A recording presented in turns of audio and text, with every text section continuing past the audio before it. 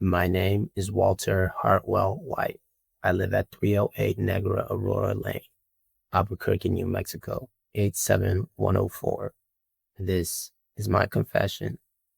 About 2 months ago, I started the highly acclaimed series Breaking Bad. What I had high hopes for became underwhelming very quickly. And there are some great aspects to the series, but it has very little to do with the actual story of the series and more so the directorial work and tying the story together. Going into the series, I had very little information on it, aside from Walter White, a renowned chemist at high school who decides to make methamphetamine. Breaking Bad isn't your typical drug show. The pacing is pretty slow, and the show in general is a slow burn, not emphasizing key moments and focusing more so on transitions through arcs. So, as far as drug show goes, it's a different stroke. However, it works well in that aspect. To delve into this subject, I want to look at every season as an individual piece of work, not necessarily because the seasons are so different, but every season has different pros and flaws. So, meshing it into one as usual just doesn't work here. However, each breakdown will delve into characters, story, theme, screenwriting, etc. Starting with season 1. Breaking Bad has a habit of teasing a key portion of the season in the beginning and then unfolding the story, which is why the slow burn take works so well. Here, it starts with Walter White in fear of being caught by the cops. Coming into it, you, yourself, may also think the series is over. They eventually peel back and we get an idea of the premise and the characters of the series. You either like them or you don't. The premise follows as is. Walter White is suddenly diagnosed with stage 3 lung cancer, a middle-class man trying to leave behind a dependable sum of money for his family. Essentially, stuck in the ripple of the common dream of any man with a family. In doing so, he's introduced to the drug business after partaking in a raid with his brother-in-law, a DEA official, and sees the money that can be made. And with his esteemed knowledge in the field of chemistry, only makes his odds better in succeeding. So he teams up with a former student of his as they try to make way into the drug market. I'd say most, if not all, Breaking Bad characters in this specific season you can take at face value. There's nothing more you're going to get from them than what's already known. The screenwriting in it varies dependent on the character. Jesse is highly intolerable, in my opinion. In this, and it seems all his lines were written by middle-aged suburban Karen, whose only impression of the drug culture or the ghetto culture is swearing every other sentence and listening to shitty rap music. As Jesse plays a big part in the show, this already drags it a lot. This season, Walter is likable, as his character serves more for educational purposes and makes the show engaging. There's also several inconsistencies in the plot. Hank could have simply checked the cameras and seen Walter took the camp supplies after he already came by to the school to check on what happened to the supplies. The antagonist for this season is a crazed out druggie and drug lord. His character seems exaggerated. His screenwriting is poor, and his overall acting skills seem subpar. This can be true for several characters. For this reason, the season seemed more like a one-shot, almost like they didn't anticipate the show to do as well as they had imagined, so they took a route that almost seemed like a parody or structured like an adult cartoonish format. Overall, I think the plot, layout, premise were great.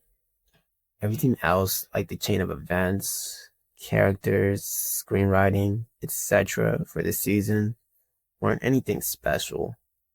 I give this season a 7 or like a high 6.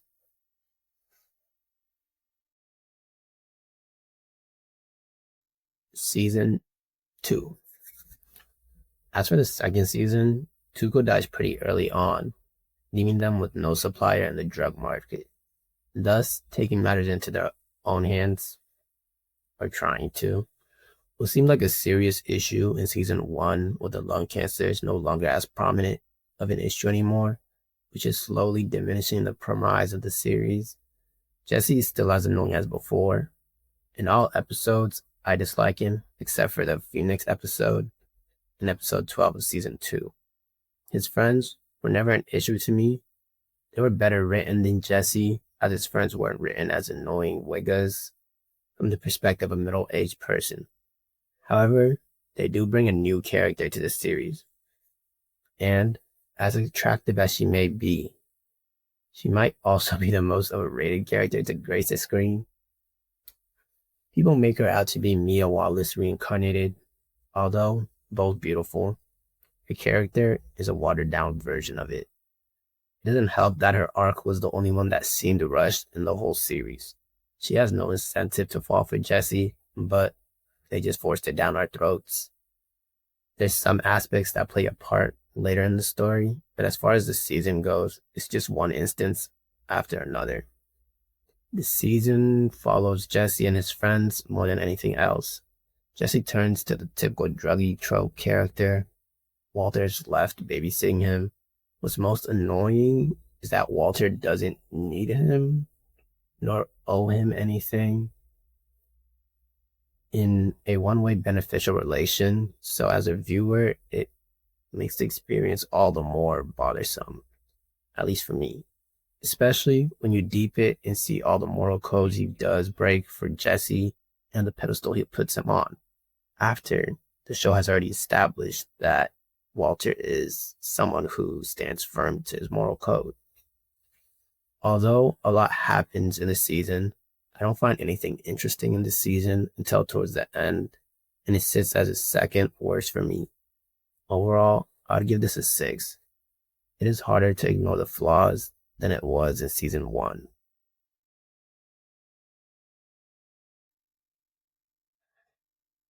I'll do season 3 and 4 together. Although these are the highlights of the series, there are a lot of flaws. I'll focus on the pros first. Season 3 and 4 are the only seasons in which there's a strong plot line. It develops from the beginning to the end. Unlike other seasons where the antagonist kind of switches based on convenience or encounters, season 3 and 4 follow a consistent storyline and build on every character and have a fluid progression. Season 3 and 4 theme overall follows the dissimilarity of a psychopath versus a sociopath. In the case, the psychopath is Gustavo, or you can call him Gus. The sociopath is Walter White. Both share the defining traits of the terms and epitomize it vividly. As the story goes, and they build a relationship as business partners, the dynamic only becomes more clear.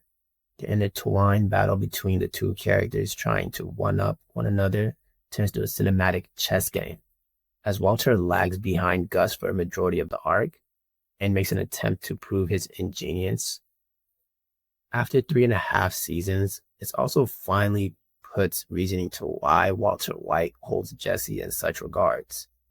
Following the sociopathic nature, or that being how I view it, later on, in the 4th season, we finally get character progression and development concerning Jesse. Rather than having him be sober, relapse, repeating the cycle over and over again, Mike aids Jesse's character heavily and finally makes him tolerable for me. And they drop the corny Wigga character writing. Although these 2 seasons don't have many flaws, the flaws it does have are huge. Once again, in regards to Jesse, is another. Gus clearly holds all the cards here. If he were to kill Jesse, Walter would still work. After all, he needs the money, and it's not as if he can just win the lottery the next day. Of course, you can possibly make the argument he tries to frame Gus like he does Hank later on, but that has a small chance of succeeding without him falling into it too. This season is also when Skyler grows suspicious after Walt has been being around the bush for a while. There's just no excuse for the way she acts. It's illogical and annoying. Sure, if Walter was like 15 years younger, she might have an argument or an excuse, but the guy's 50 and dying. Can we be for real? And to add on to it, they've already elaborated on how it's not easy for him to get erect due to his condition. So, what are we talking about here? While we're on the matter of his condition, that adds one more to the list. They just throw the stage 3 lung cancer thing out the window. Sure, Walter doesn't need to be terminally ill, but it was also a leading factor to the story and compass for the theme. Them choosing to eliminate it took away the looming and haunting thought that Walter could die any minute. He's in a rush, which I feel was a big aid to the show. Taking it out ruined it. Although it isn't a real flaw to the events unfolding, at least, I am simply saying it would be much better with the aspect added back in it, as it was so critical to the premise. This arc did have the potential to be one of the best written arcs for a television series. Overall, I'll give season 3 an 8 and season 4 a 9. Both very well done and enjoyable, and the best of the best from the Breaking Bad series.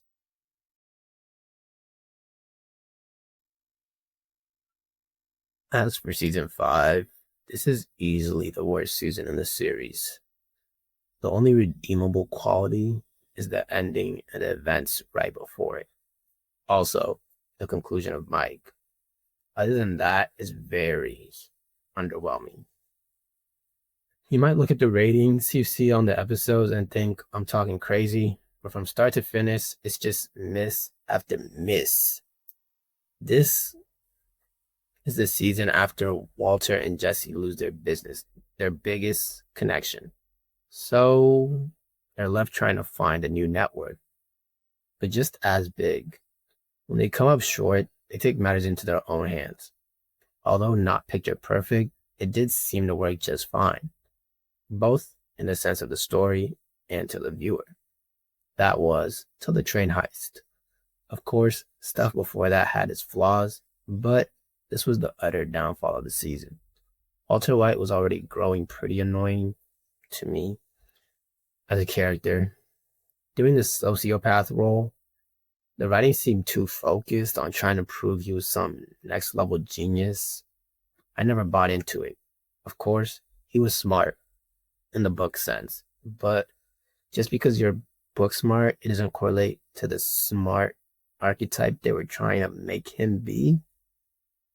That aside, shortly after the train heist, Todd, who was introduced in season 5, shoots a kid for no apparent reason, but the kid saw the heist. The kid couldn't make any sense of what was going on, even if he tried, but Todd still felt the need to shoot him. Alright, fine. It was the actions taken after. Last time my kid got shot, they were quick to spin for him, despite going against an unknown enemy and a greater danger. Now, it just didn't matter. What's more is that Todd was dispensable. It's like they're trying to make Walter into this mastermind, but he keeps Todd alive, and Todd just brings more trouble and more trouble. He has his gang of hillbilly hitmen, but it's not as if they knew Walter till later into the season. So, had he killed Todd, he'd be avoiding a lot of trouble. It doesn't help Todd is also chopped. I get it. You can make a character to be dislikable, but even if that's the case, if the writing is good, you'll acknowledge it. Someone like Negan from The Walking Dead, for instance. There's just nothing to like about Todd at all, though. Even his name. Todd? Todd isn't the only flaw, but he's so bad that mentioning him alone is enough. Every new character in season 5 is unlikable, trust me. I generally don't see the vision in what they were cooking. The first half wasn't great, but it did have some highlights to it. I thought Truco was my least favorite antagonist, but they really did it with the cast of season 5. They were all bad, and the same type of bad at that. Giving this season anything over a 5 should be a crime. Honestly, don't know why the episodes are rated so high either, because it's not like the events unfolding are really awe-inspiring either. I would have to throw this season a 4 or a 4.5. Not sorry, gang. Not sorry. What? Overall, the show isn't horrible. I don't expect any series to be amazing from start to finish. I'm not sure I can name any. Even my favorite series don't. With that said, it definitely won't get a rewatch from me, and I'm definitely not gonna recommend this to the next person. So far from the renowned shows I have given a review, or an official review, this is my least favorite. So far, at least. Why people have it rated so high, I couldn't tell you. I might sound like I'm overly hating, but the final rating is around a 7 out of 10 for me, which I think is fitting, and I think is closer to its true rating than the 9s people give it.